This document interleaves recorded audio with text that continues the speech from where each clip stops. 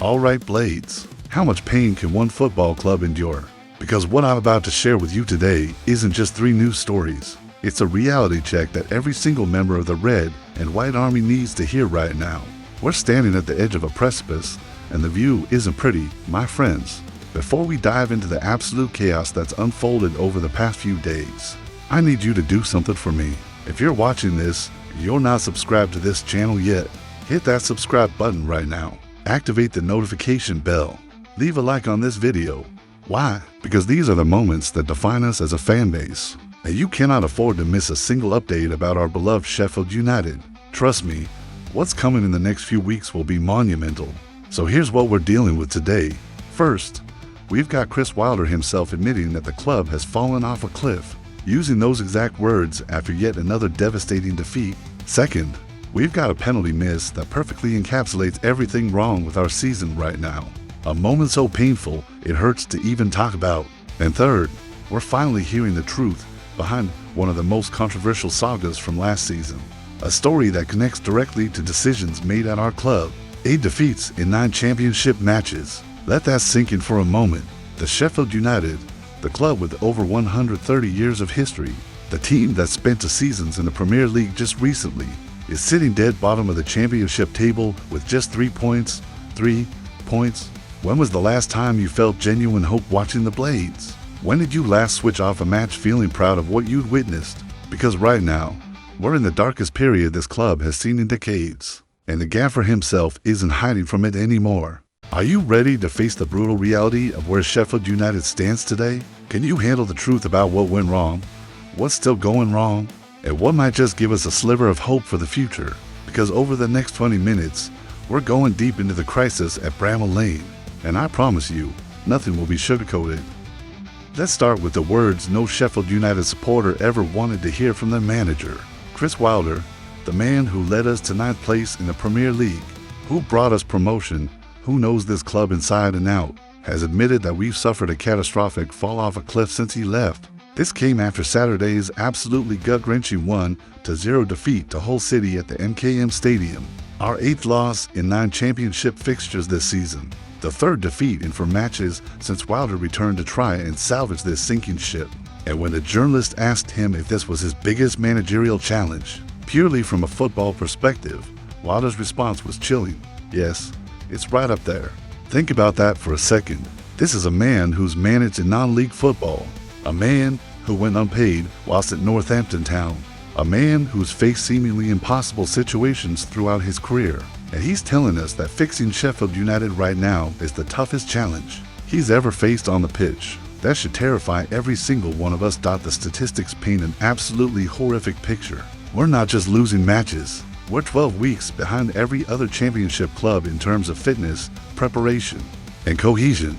12 weeks. That's 3 months of ground we need to make up, while simultaneously trying to win football matches and climb out of the relegation zone. It's like trying to build an airplane whilst it's already falling from the sky. Wilder spoke about the fragility of the squad, and you can see it every single weekend. Yes, the players are covering distances. Yes, they're putting in effort. But when it comes to the crucial moments, the quality simply isn't there. Against Hull, we hit the woodwork. We had a penalty in the dying minutes. We created chances, but we couldn't convert any of them. And that's been the story of our entire season. Here's what's particularly damning about Wilder's assessment. He admitted he was surprised by just how far the club had fallen since his departure. Maybe I was a bit surprised at the drop we've had since I left. He said, the drop, not a slight decline, not a temporary blip, a drop off a cliff. This takes us directly to the root cause of our current nightmare, the disastrous decision to appoint BOMBSHELL in the summer. That experiment has left the Blades in a position where Wilder himself admits there's no magic wand that can fix things overnight. 9 out of 10 times, he says, the solution comes from hard work on the training pitch. And that's exactly what the players are going to have to endure over the next 2 weeks. We're going to have to go through a little bit of pain over the next 2 weeks, both on the training pitch and as a football club. Wilder stated bluntly, pain, that's the word the gaffer used. Because there's no hiding from the fact that 1 win in 9 matches simply isn't good enough. 1 win for since he's been back isn't good enough for him either. The international break ahead isn't going to be a relaxing period for our squad. Wilder's already confirmed they won't be jetting off to some warm weather training camp in Spain. Instead, they'll be put through their paces at Sheffield, working on fitness, tactics, and the mental resilience needed to drag ourselves out of this crisis. The board offered him the option of a team-building trip abroad, but Wilder turned it down flat. The spirit is there. He said, "We need to work hard. What does this mean for the Blades going forward? We've got a 2-week window before the next championship fixture against Watford at Bramall Lane.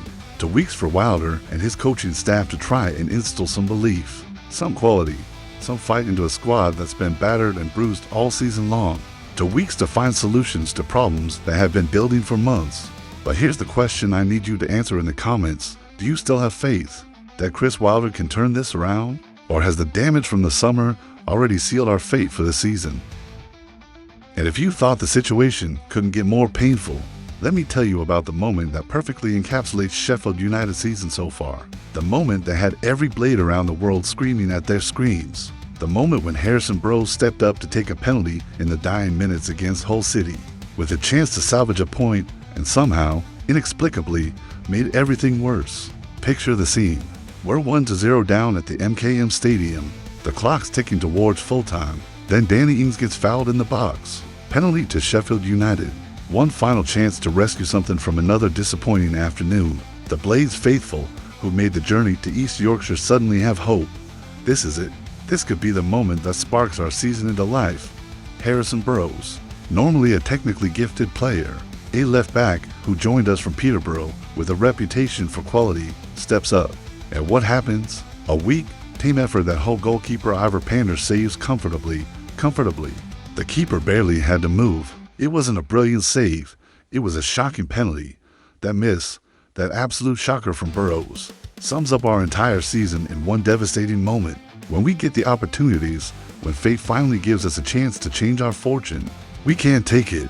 The quality, the composure, the belief, none of it's there when we need it most. Let's put this in context. The Blades traveled to Hull with a renewed sense of optimism after slightly improved performances in the previous 2 matches. We'd finally got that first win at Oxford United, and despite losing to Southampton at Bramall Lane, there were signs of progress. But against Hull, after a promising start, we took a massive step backwards. David Akintola scored for Hull after 30 minutes, and from that point on, we were chasing shadows. Gustavo Hammer, one of our most talented players, hit the post. He had multiple chances throughout the match to level the score, but nothing would fall for us. The ball wouldn't bounce our way, and when we finally got the clearest opportunity of all, a penalty with minutes remaining, we bottled it spectacularly. This wasn't just bad luck. This was a continuation of every familiar failing that's plagued us since August. No composure in the final third. No clinical edge when it matters. No ability to capitalize on the moments that define football matches. 8 defeats in 9 league games, plus an extra loss in the League Cup. That's 9 losses in 10 competitive fixtures across all competitions. The ratings from the match tell their own story. Players who should be performing at championship level are making mistakes that belong in the lower leagues. Defensive errors, midfield passengers, attackers who can't finish, and now, penalty takers who can't convert from 12 yards when the pressure's on. What makes this even more frustrating is that we're not being completely outplayed in every match. We're creating moments. We're having spells of possession. But football is a results business, and right now, Sheffield United simply cannot get results. We can't score when we need to. We can't defend when it matters. We can't win the crucial duels that decide tight games. Burrows will have to live with that penalty miss, and so will every Sheffield United supporter who watched it. Because in seasons where everything goes wrong, these are the moments that haunt you. These are the memories that stick long after the campaign ends. The penalty that could have given us belief, the save that kept us in despair. Timing really couldn't be worse either. We now head into an international break sitting rock bottom of the championship, with just 3 points from 9 matches, while other clubs use this time to rest and recuperate with confidence. We're going into it with our heads down, knowing we've got mountains to climb when the action resumes. So here's what I need to know from you lot. Is this just a confidence issue that can be fixed with hard work? Or are we looking at a squad that simply isn't good enough for the championship? Right, now let's shift gears and talk about something that happened last season but has massive implication. lessons for how we understand the decisions being made at Sheffield United. Because Anil Ahmedhodzic, the defender who left us for Feyenoord in August, has finally broken his silence about the international drama that partially derailed his final campaign with the Blades. For those who don't remember, in September 2024, Ahmedhodzic reported to the Bosnia and Herzegovina national team camp, then left citing injury concerns. The reaction from his country's football federation was absolutely brutal.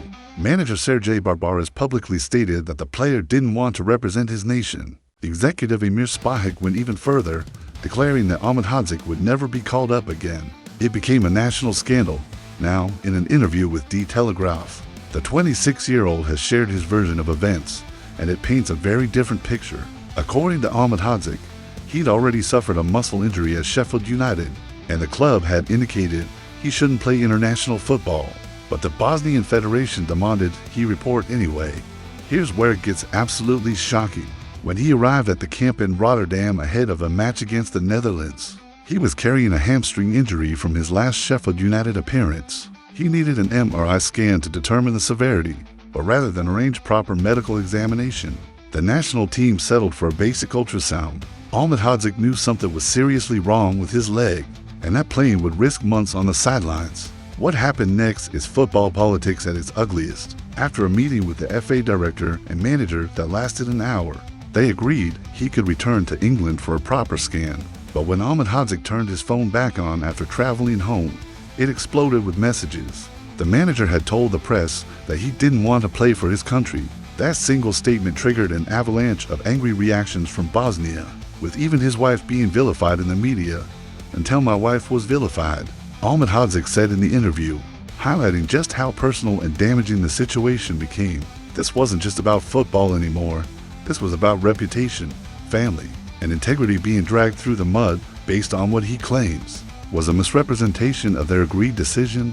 The player has represented Bosnia since June 2024, effectively ending his international career over this controversy. And for Sheffield United, this saga raises serious questions about how we handled the situation at the time. Were we protecting our asset?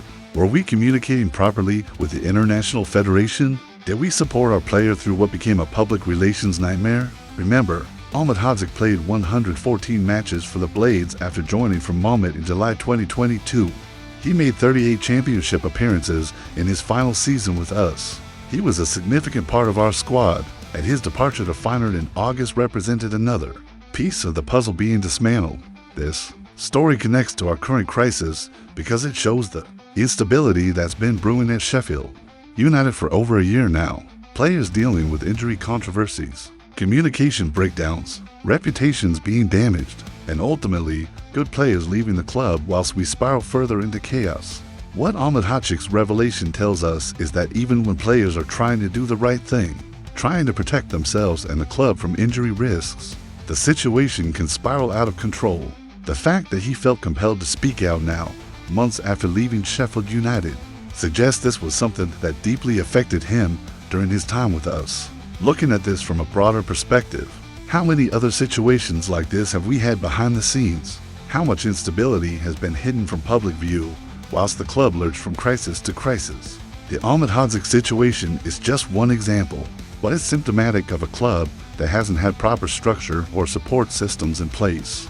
The good news, if we can call it that, is these issues are now in the past. Ahmedhodzic has moved on to Feyenoord and will be trying to rebuild his international reputation in a different environment. For Sheffield United, we've got Chris Wilder back, someone who understands the club's culture and what's needed to create stability. But the lesson from this entire saga is clear. When a football club loses its way, when decisions are made without proper planning or communication, everyone suffers. Players, staff, supporters, and the institution itself. That's what happened last season, and we're still paying the price for it now. What's your take on this? Did Sheffield United handle the Ahmedhodzic situation correctly at the time? And does this give you any insight into why so many things have gone wrong for us this season? So there you have it, Blades. 3 stories that tell you everything you need to know about where Sheffield United stands today. A manager admitting we've fallen off a cliff. A penalty miss that encapsulates our inability to take chances when they matter most. And a former player revealing the chaos that was already brewing behind the scenes last season. These aren't isolated incidents. They're all connected. The instability from last season, the disastrous sales appointment, the loss of players like Ahmed Hadzik, the tactical confusion, the mental fragility. It's all led us to this moment. Rock bottom of the championship with 3 points from 9 matches and a mountain of work ahead just to survive in this division. But here's the thing about Sheffield United. Here's what every single member of the Red and White Army needs to remember right now. We're a club forged in steel. We're a club that's been through relegation battles before. We're a club with over 130 years of history, and we don't give up when things get difficult. We've faced adversity throughout our existence, and we've always found a way to fight back. Chris Wilder knows this club inside and out. He's been honest about the scale of the challenge, but he's also committed to putting in the work. Those 2 weeks on the training pitch at Sheffield aren't going to be pleasant for the players, but they're necessary. Pain now might just lead to progress later. Hard work now might translate to points on the board where we face Watford at Bramall Lane. In 6 months' time, we could be looking at a completely different picture. Not Premier League contention, let's be realistic, but perhaps mid-table respectability. Perhaps a squad that's finally clicking, playing with confidence, getting results. Wilder's already talking about the need to win duels, show composure, and deliver in crucial moments. Those are coachable elements if the players buy into the process. The Harrison Bros penalty miss will hurt for a while, but every player has moments like that in their career. What matters is how he responds. Does he hide, or does he demand the ball again next time we get a spot kick? That's the mentality Wilder needs to instill across the entire squad, and the Ahmed Hadzik situation, whilst painful to reflect on, is a reminder that we need better structures, better communication, better decision-making at every level of the club. The board knows it, Wilder knows it, and hopefully, lessons have been learned that will make Sheffield United stronger in the long run. This is the reality for supporters of the Blades right now. We're in a fight, a proper, old-fashioned relegation scrap. But if there's one thing we know how to do in this city, it's fight. We don't back down. We don't give up. We stand by our club through the darkest times because that's what real supporters do. So if you've made it this far in the video, I need you to do something for me right now. Hit that like button. Subscribe to this channel if you haven't already. Activate the notification bell.